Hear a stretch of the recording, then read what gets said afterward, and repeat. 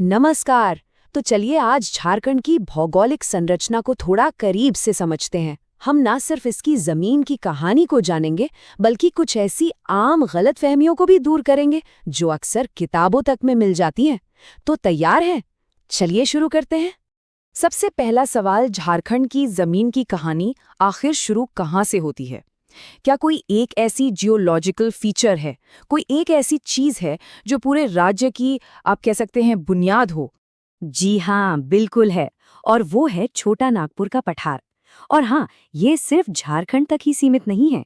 इसका फैलाव आपको उड़ीसा, पश्चिम बंगाल, बिहार और छत्तीसगढ़ के कुछ हिस्सों तक मिलेगा।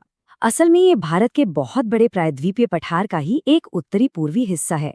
अब देखिए, जब हम पठार या प्लेटो सुनते हैं तो दिमाग में एक सपाट समतल जमीन की तस्वीर आती है ना? लेकिन छोटा नागपुर पठार थोड़ा अलग है।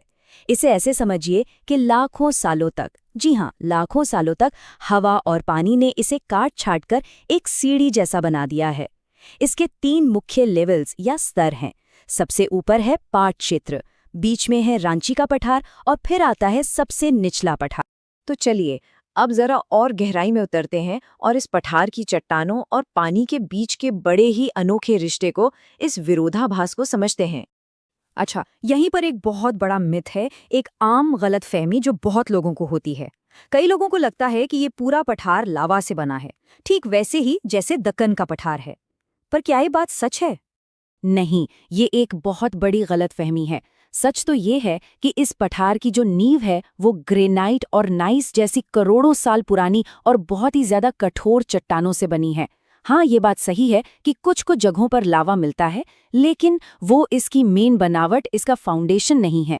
तो सवाल उठता है कि अगर जमीन इतनी ज्यादा सख्त है तो फिर बारिश के पानी का होता क्या है? इसे समझने के लिए 1 मिनट के लिए अपने किचन के ग्रेनाइट काउंटर टॉप के बारे में सोचिए। जब आप उस पर पानी डालते हैं तो क्या होता है? पानी अंदर तो जाता नहीं, बस ऊपर ऊपर से बह जाता है। बस बिल्कुल यही चीज छोटा नागपुर पठार के साथ होती है। यहाँ की चट्टानें इतनी कठोर और पुरानी हैं कि बारिश का पानी जमीन के अंदर जा ही नहीं पाता। वो बस सतह पर ढलान के साथ तेजी से बह जाता है। और यही वजह है कि इस पूरे इलाके में जमीन के नीचे पानी यानी कि ग्राउंड वाटर मिलना एक बहुत बड़ी चुनौती है। लेकिन और यहीं पर कहानी में एक बड़ा ही दिलचस्प मोड़ आता है। यही सख्त चट्टानें जो पानी को जमीन में सोखने से रोकती हैं, वही यहाँ के खूबसूरत शानदार झरनों को भी जन्म देती हैं। ये एक अनोखा विरोधाभास है, एक पैराडॉक्स है, जिसके बारे में हम आगे और बात करेंगे।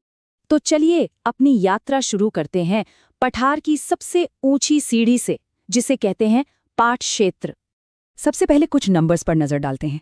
पूरे छोटा नागपुर पठार की जो औसत ऊंचाई है वो है लगभग 760 मीटर। लेकिन इसकी सबसे ऊंची चोटी जो पारसनाथ पहाड़ी पर है, सम्मेद शिखर, वो 1365 मीटर तक पहुंचती है। पारसनाथ के बाद अगर कोई सबसे ऊंचा हिस्सा है झारखंड में तो वो यही पाट क्षेत्र है। और यहाँ एक और कॉमन मिस्टेक को ठीक करना बहुत जरूरी है।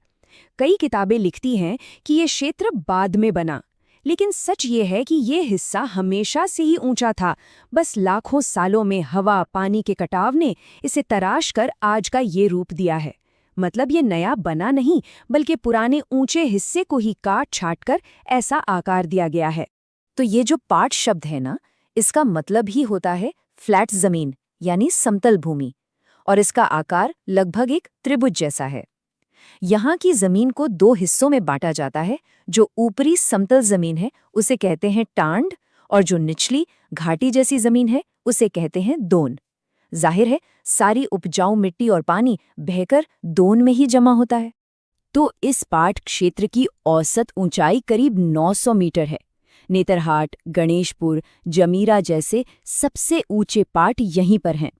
और सोचिए, ये इलाका इतना ऊंचा है कि उत्तरी कोयल और शंख जैसी बड़ी और महत्वपूर्ण नदियां भी यहीं से निकलती। तो सबसे ऊंची सीढ़ी से अब उतरते हैं बीच वाली और सबसे बड़ी सीढ़ी पर, यानी रांची के पठार पर। तो अब हम आ पहुंचे हैं रांची के पठार पर। ये झारखंड का सबसे बड़ा पठारी इलाका है। इसकी औसत ऊंचाई पाट क्षेत्र से थोड़ी कम है, लगभग 600 मीटर के आसपास। और यहाँ पर एक और गलती है जो अक्सर किताबों में मिल जाती है, वो है इसके आकार को लेकर। कई जगह इसे वर्गाकार यानी स्क्वायर शेप का बताया गया है। लेकिन सोचिए, प्रकृति कोई ज्योमेट्री बॉक्स लेकर तो काम नहीं करती है ना, तो इसके लिए ज्यादा सही शब्द है लगभग आयताकार। ये छोटी छोटी बातें दिखाती हैं कि भूगोल में सही शब्दों का इस्तेमाल कितना जरूरी है। अच्छा, अब याद है हमने झरनों की बात की थी। उनकी कहानी का राज यहीं छिपा है। ये पठार अपने झरनों के लिए ही तो मशहूर है। होता ये है कि जब नदियां बहते बहते इस पठार के एकदम किनारे पर पहुंचती हैं, तो वो अचानक से बहुत ऊंचाई से नीचे गिरती हैं। पठार के इसी खड़े किनारे को स्काप कहते हैं, और हुन्ड्रू, दशम जैसे झारखंड के जितने भी प्रसिद्ध झरने हैं, वो सब इसी तरह से बनते हैं। तो अब तक हमने जो भी समझा उसका सार क्या है, वो निचोड़ क्या है? ये सब कुछ उस एक सुनहरे संबंध में छिपा है। यही वो सुनहरा संबंध है, वो गोल्डन कनेक्शन है। देखिए, ये तीन चीजें, कठोर चट्टानें, सीमित भूजल और शानदार झरने, ये तीनों आपस में गहराई से जुड़ी हुई हैं। ये अलग अलग बातें नहीं हैं, बल्कि एक ही कहानी के तीन हिस्से हैं। कठोर चट्टानों की वजह से ही पानी जमीन के अंदर नहीं जा पाता, और इसी वजह से वो ऊंचाई से गिरकर झरने बनाता है। तो कुल मिलाकर आज हमने देखा कि झारखंड का भूगोल एक बहुस्तरीय मल्टी लेयर्ड पठारी सिस्टम है। छोटा नागपुर पठार की नींव से लेकर पाट क्षेत्र की ऊंचाइयों और रांची पठार के फैलाव तक, ये सब कुछ लाखों सालों के प्राकृतिक कटाव का नतीजा है। लेकिन ये कहानी सिर्फ अतीत की नहीं है, ये हमें एक बहुत महत्वपूर्ण सवाल पर लाकर छोड़ती है। हमने लाखों साल पुराने कटाव के असर को तो समझ लिया, पर आज के दौर में जलवायु परिवर्तन और इंसानी गतिविधियां इस हजारों साल पुराने लैंडस्केप को कैसे बदल रही हैं? सोचिएगा जरूर, क्योंकि ये कहानी अब भी हमारी आंखों के सामने ही लिखी जा रही है।